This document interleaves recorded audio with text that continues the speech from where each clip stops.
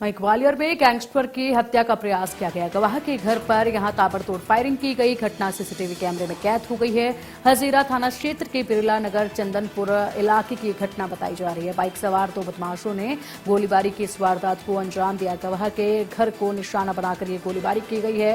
गोली घर के दरवाजे पर लगी है। गोली सुनकर बाहर आए एक शख्स को मारी।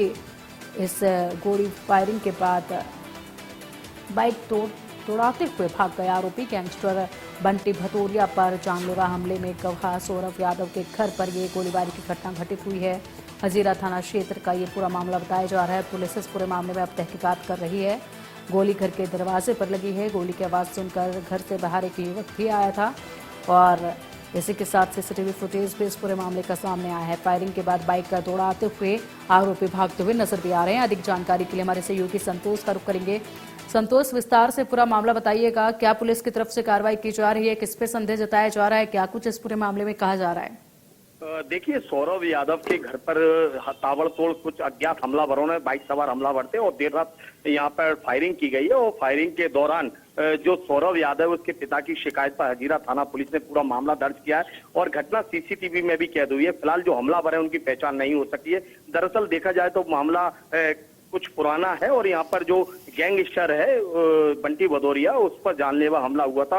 उस दौरान ये सौरभ यादव जो है उस पूरे घटनाक्रम में गवाह है और उसका ट्रायल कोर्ट में चल रहा है। और हाल ही में बंटी भदौरिया भी भोला सिकरवार के मर्डर के केस में अभी ग्वालियर की सेंट्रल जेल में सजा काट रहा है।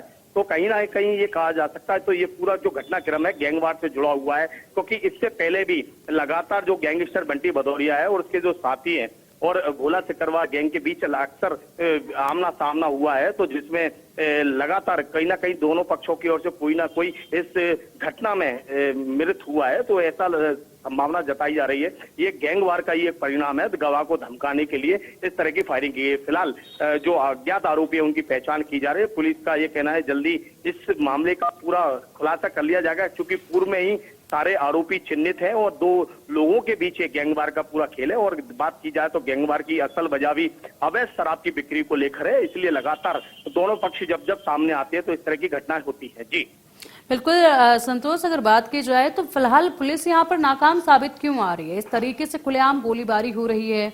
दो ऐसे पक्ष हैं जो कि गैंग वॉर से पूरे इलाके में दहशत फैलाए हुए हैं, लेकिन पुलिस नाकाम है।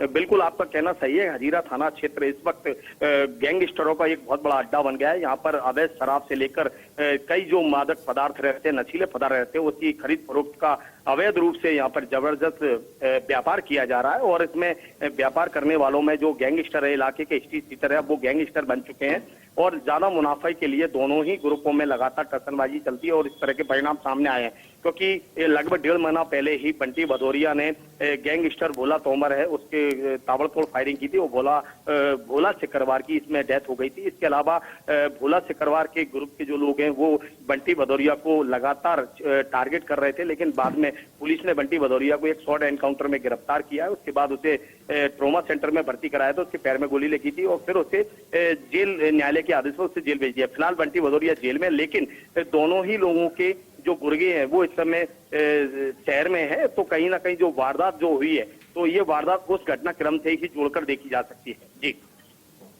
ठीक है संतोष, आप बने रहिएगा हमारे साथ। आगे भी खबरें हैं जिन पर अपडेट आप सभी लेने बाकी हैं।